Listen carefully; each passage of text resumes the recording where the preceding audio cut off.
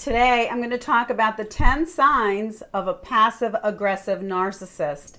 Hi, I'm Nanette. Welcome back to Narcissism Exposed. We all know the number one agenda of the narcissist is to be in control, right? Now, remember, control is an illusion. Freedom is a reality. I want you to remember that. But in the sick and twisted mind of any narcissist is that they are in control at all times.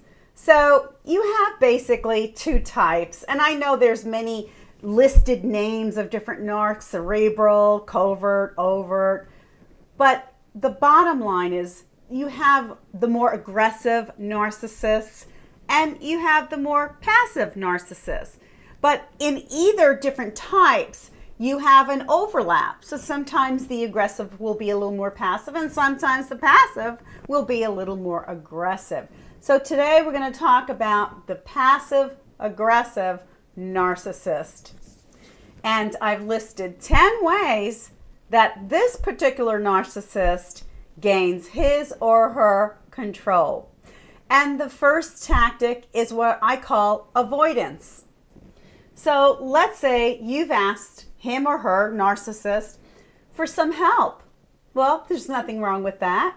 Well, the narcissist will say to you, I would love to really help you, but, I just hurt my back and my shoulder and I really can't. Or, I just got in a car accident. I really can't do it right now. And meanwhile, it may be just a little fender bender or nothing at all. Or, I would love to help you, but, my dog's sick. Yeah, my dog's sick. And meanwhile, the dog, Fluffy, is healthy as can be. So you get where I'm going with that. Or somebody in his or her family died. They'll keep making up excuses every time you look for help for that person. And, they'll act very sincere about it. Very, very sweet, very sugary, I like to call it. Like my ex-narc, very sugary, sweet, but full of toxicity. So they'll be very persuasive, but very unreliable. So what does this mean? Basically, it means that the narcissist thinks that his or her life is much more important than bothering to help you do anything. Because as we know, narcissists all think that they're in the superior position and that everybody else is beneath them. And it's another way for them to maintain control. The second sign of a passive-aggressive narcissist is what I call the back-ended insult. So let's take, for instance, a narc man, and he'll say to his woman, that dress is so pretty. Too bad it's getting a little tight on you. Or let's say a woman narcissist is at the beach with her husband or boyfriend, and, she's ogling this really muscular, handsome man, and she taps her boyfriend or husband on the shoulder and says, you'd look really great if you had muscles like him. And if you complain about that insult, they'll say things like, well, I'm just trying to be nice with you. I'm just trying to be honest. What's wrong with you? And basically, that's a form of gaslighting, kind of making you sound like you're crazy for even bringing something like that up. The third sign of the passive-aggressive narcissist is a whole lot of future faking. So the narcissist will promise you the sun, moon, and stars and will know that they're not going to deliver. And when you ask them about it, they'll be like, something really came up. I'm so busy. Or, did I really say that? I just don't remember even promising you that. So you see how they will use that future faking to keep you in control.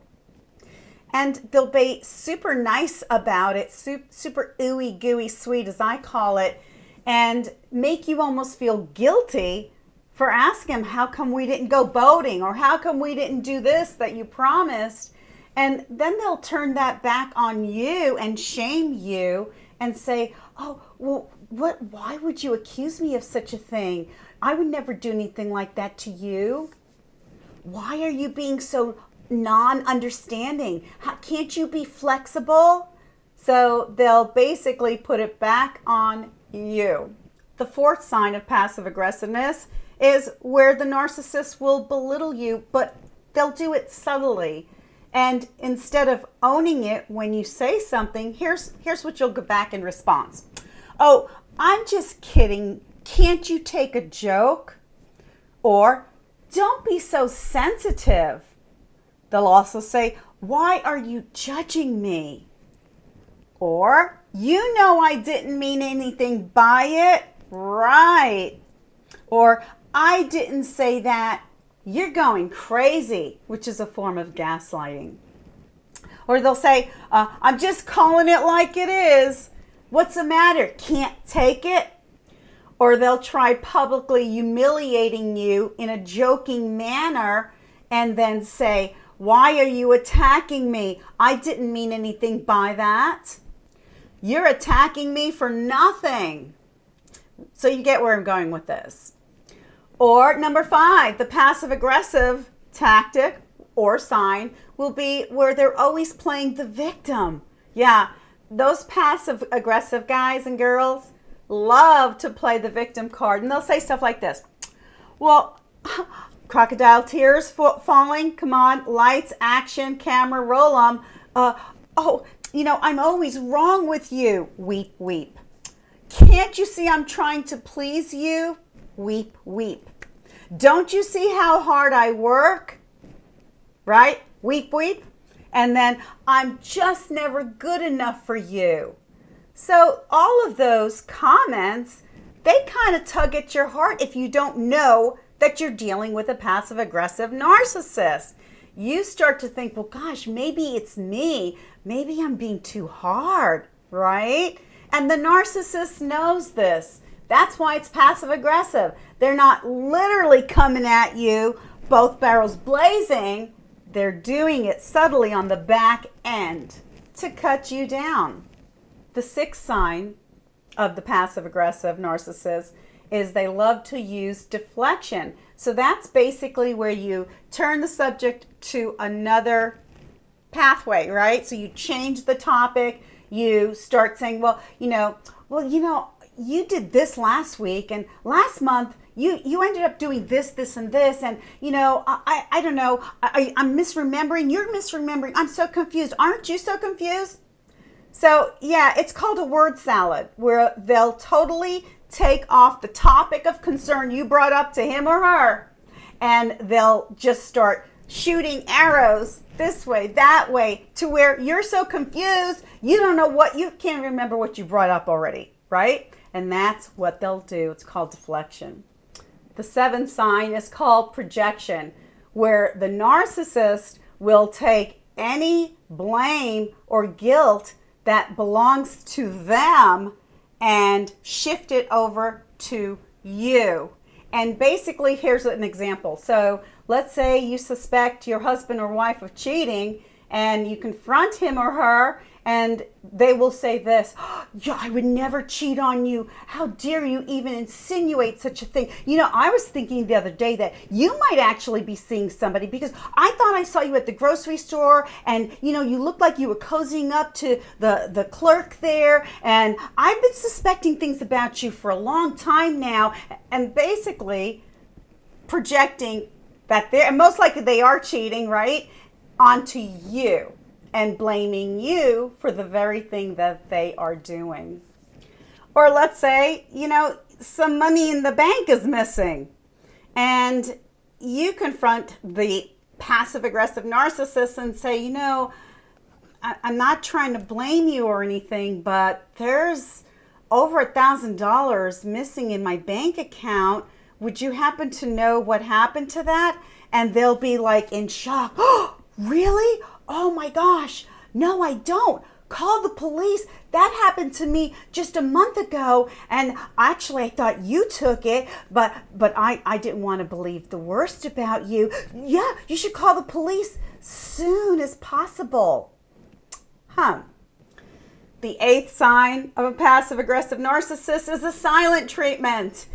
And it's not exclusive to the passive aggressive, but this is one they love to do to their victims.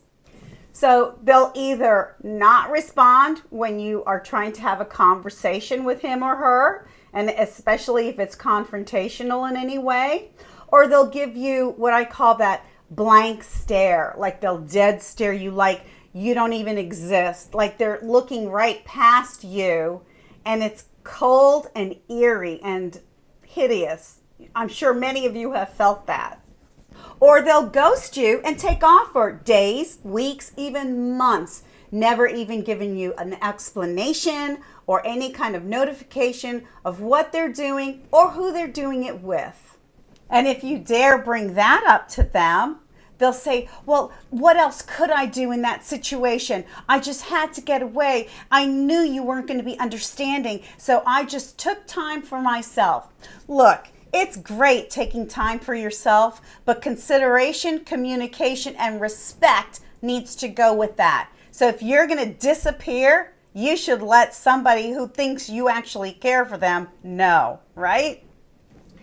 The 9th sign of the passive-aggressive narcissist is that they have double standards. So here's a line I like using in my videos. Here's the narcissist. He or she goes, you know, what's yours is mine, and what's mine is mine. That's right. So you need to share everything fully and completely with the narcissist, but he or she is not going to give you reciprocity. Here are some other double standards. The narcissist can go out anytime they want, but you better stay inside. Or the narcissist can spend excessive money on whatever they want at that time, but you better watch your spending. Or the narcissist can stay out as late as he or she wants, but you have a curfew. Or the narcissist can cozy up to somebody that they're attracted to and flirt, but you better watch your step. So you get where I'm going with this. The 10th sign that I listed for the passive-aggressive narcissist, and this is the last one that I listed, but it's certainly not exclusive or exhaustive, and I'm sure many of you can think of others, is that they get on the defensive. So as soon as you bring something up, they'll start getting their pistols, their barrels out, and pummeling you as to why you're the guilty one. And the more defensive they get, they know most likely you will back down, because rather than deal with their rage and their accusations towards you and their anger, you would rather just back down a bit and let it go. But all that does in the narcissist's sick and twisted mind, it empowers them, because they're like, see, I'm just so in control of everyone. And that's why, when that happens, you need to take your mental notes of all of these signs that I listed, and as they begin to repeat themselves, you understand this is not somebody that you want to be with. This is not a healthy partnership or relationship. It's what I call an unhealthy attachment. So when the narcissist is in his or her defensive mode, here's some of the things you just might hear. Why are you so mean to me? How come you don't understand me? Are you ignoring me? Don't I have any rights? You know I have this problem or that problem, and you should do all the work. So let's say you say, oh, honey, do you think you can help me with some of the housework? Oh, well, you know that, I shouldn't put any work into my body because, I'm in pain and I'm on pain pills, and they'll give you every reason. Now, I'm not saying there will never be a justifiable reason from a narcissist not to help you with the work, but when you understand how dirty and dishonest and how they do secret things behind your back, you understand you're not dealing with an honest person. So the few sprinklings of times that they may actually be honest is not enough for you to stick around for their abuse. And a real telltale sign of this is when they refuse to help with the housework or chores, and they're out playing the next day 3 hours of tennis in 90 degrees of weather. So again, intentions and consistency. So why is this passive-aggressive narcissist doing all of this? Why does any narcissist do any of their tactics? Well, they always want to feel like they're in control. They think they're completely superior to anyone and everyone else. Everyone else is beneath them. They are never accountable for their actions, and they always have to feel like they're winning. They're constantly jealous of their victims. That's right, and envious of your life, your heart, your joy within yourselves, your accomplishments. And whenever they frustrate you and use these tactics, it gives them an extra boost of supply, sick and twisted supply, that energizes them because they get a kick out of your anguish and your frustration and any types of confrontation where they feel they have won it over you. So what can you do about this passive-aggressive narcissist? Well, you can start by setting stronger boundaries, not tolerate any disrespect, recognize the game playing, and not put up with irresponsibility, confront the lies and deception, and stand your ground and not accept any ridiculing. And don't get into the pig pen and wrestle with the pig by trying to defend yourself to the narcissist. It's just a game to them. Again, set up strong boundaries and don't be afraid to detach and remove yourself from that situationship. There's a great verse in Matthew chapter 7, verse 6, and it goes like this. Do not give what is holy to the dogs, nor cast your pearls before swine. Why? Lest they trample them under their feet, and if that's not enough, and turn and tear you into pieces. And that would describe the narcissist quite well. It's not enough to trample on your pearls. They're going to turn around and get the job done and tear you to pieces. And I don't want you to wait around till it gets to that point. I want you to want what God wants for you, and that is to be safe and protected by avoiding these people. Look, narcissists are demonically influenced, and God does not want you entrapped or entangled in those situationships.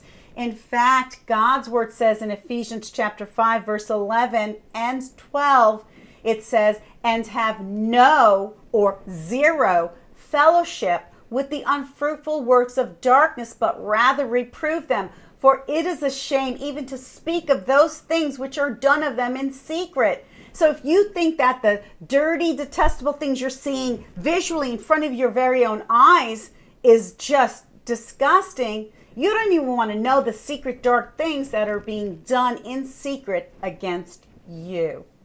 So share your thoughts down below. Let me know what you think. And if you found this helpful, do hit the like button. And if you haven't already subscribed, do hit the subscribe button. And don't forget to hit the notification bell so you'll be notified the next time I put out a video. And please share these messages of deliverance. You have no idea how many people are suffering behind closed doors and are too afraid to speak up.